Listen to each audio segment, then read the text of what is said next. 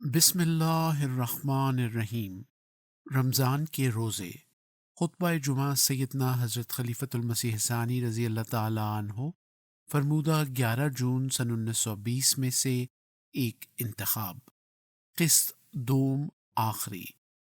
یاد رکھو، جو اسلام کے احکام کی حقارت کرتا ہے وہ اسلام کو چھوڑتا ہے اور اس نعمت کو رد کرتا ہے جو خدا کی طرف سے حاصل ہوتی ہے۔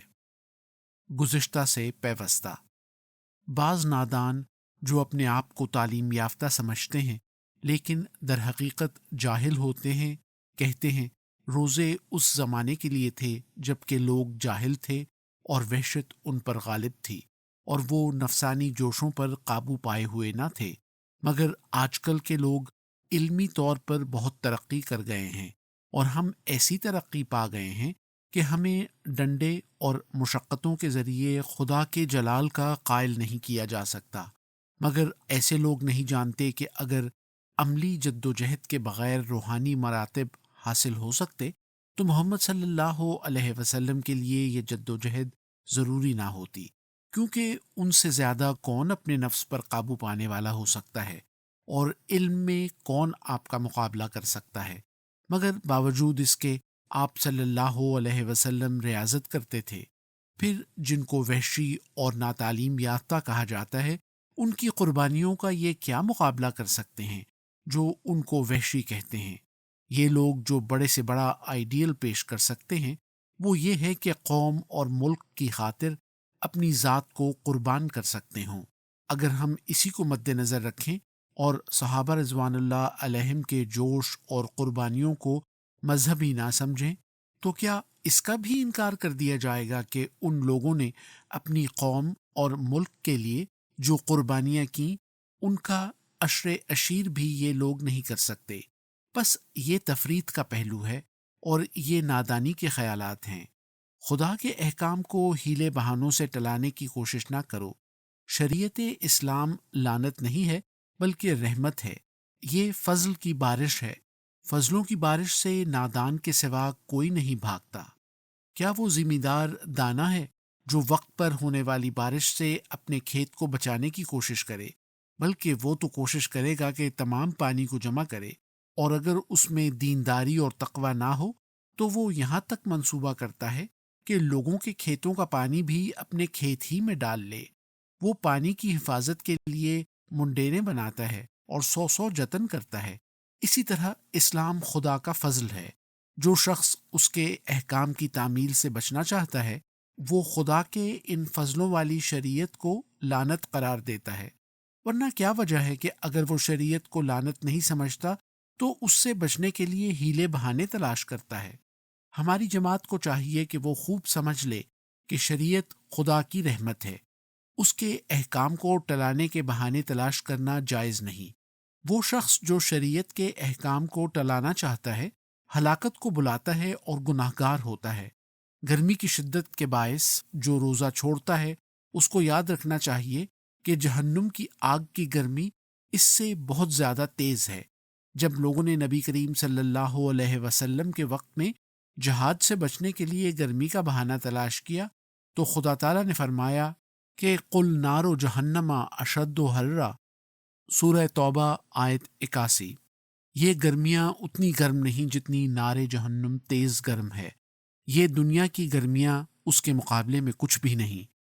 بس میں اپنی جماعت کو خاص نصیحت کرتا ہوں، اور عورتوں کو خصوصاً اور مردوں میں سے ان کو جو حضرت صاحب کے ان احکام کو دیکھتے ہیں جو آپ نے افراد کو توڑنے کے لیے دیے۔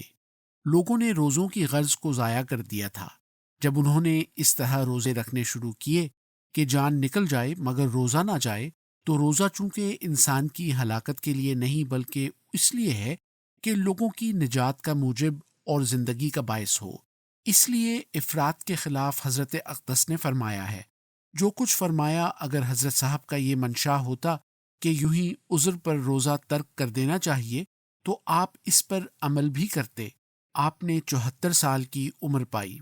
آخر عمر کے دنوں میں بوجہ بیماریوں کی کثرت کے آپ کے روزوں میں کمی آئی، ورنہ آپ کے روزے نہیں جاتے تھے، اور آپ کی غذا اس قدر کم ہوتی تھی کہ دوسرا آدمی دن بھر اس پر گزارا نہیں کر سکتا۔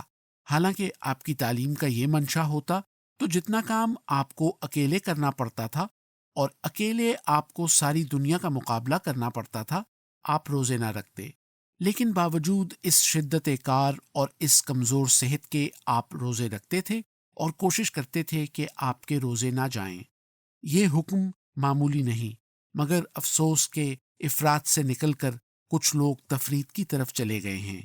معمولی عذر پر روزہ ترک کر دیتے ہیں، خصوصاً عورتیں معمولی عذرات پر روزے چھوڑ دیتی ہیں۔ پھر جو شخص روزہ نہیں رکھتا اور لوگوں کے سامنے کھاتا پیتا ہے تو یہ زیادہ گناہ گار ہے، کیونکہ اس کے اس عمل سے لوگوں کو ترک روزے کی تحریک ہوتی ہے۔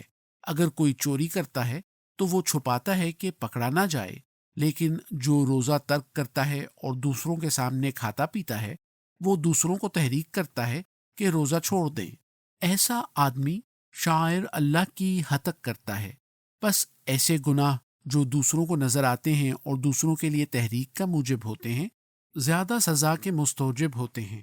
جو لوگ شریعت کے احکام کو اس طرح ٹلاتے ہیں وہ گویا ظاہر کرتے ہیں کہ اسلام ساری دنیا اور سب زمانوں کے لیے نہیں، اور یہ اسلام پر ایسا حملہ ہے جس کا گناہ بہت بڑا گناہ ہے۔ یہ زمانہ روحانی ترقیات کا ہے اور روحانی ترقیات میں روزے ضروری ہیں، اس لیے ان کو مت چھوڑو۔ دعاؤں کے ذریعے قرب تلاش کرو۔ ہاں، جو بیمار ہیں ان کو عرف میں بیمار کہتے ہیں، اور جو سفر میں ہوں ان کے لیے بھی روزے معاف نہیں، وہ دوسرے ایام میں رکھیں۔ اگر تندرست سے تندرست شخص بھی طبیب کے پاس جائے تو وہ کوئی نہ کوئی تلاش کر کے مرض بتائے گا۔ ایسا مرض نہیں بلکہ عرف میں جس کو مرض کہتے ہیں وہ مرض ہوتا ہے۔ اور اسی طرح سفر بھی وہ جو اتفاقی طور پر پیش آئے، لیکن جو شخص تاجر ہے یا جو ملازم ہے اور اس کا کام ہے کہ وہ دورہ کرے، یہ سفر نہیں۔ سفر اتفاقی سفر کو کہتے ہیں۔ جس کو مستقل سفر پیش رہے وہ مسافر نہیں۔ جیسے پھیری والا زمیندار کہتے ہیں کہ ہمیں کام سخت کرنا پڑتا ہے، ہم نہیں روزہ رکھ سکتے، سو ان کو معلوم ہو کہ ان کا جو کام ہے اس کا نتیجہ یہ ہے کہ ان کے لیے جسمانی تکلیف کم ہو گئی ہے۔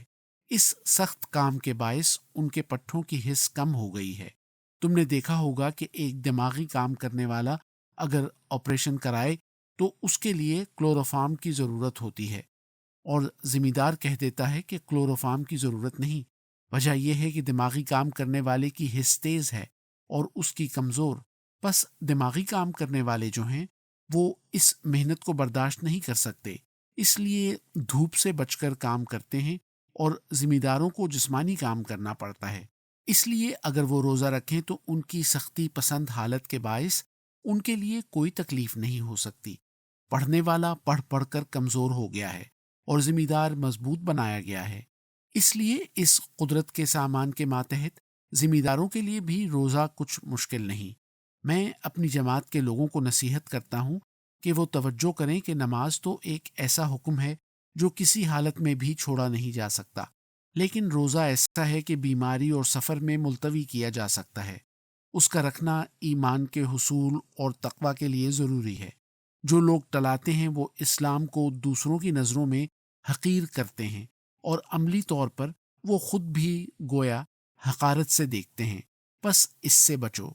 یاد رکھو، جو اسلام کے احکام کی حقارت کرتا ہے وہ اسلام کو چھوڑتا ہے اور اس نعمت کو رد کرتا ہے جو خدا کی طرف سے حاصل ہوتی ہے۔ الفضل، 17 جون سن 1920۔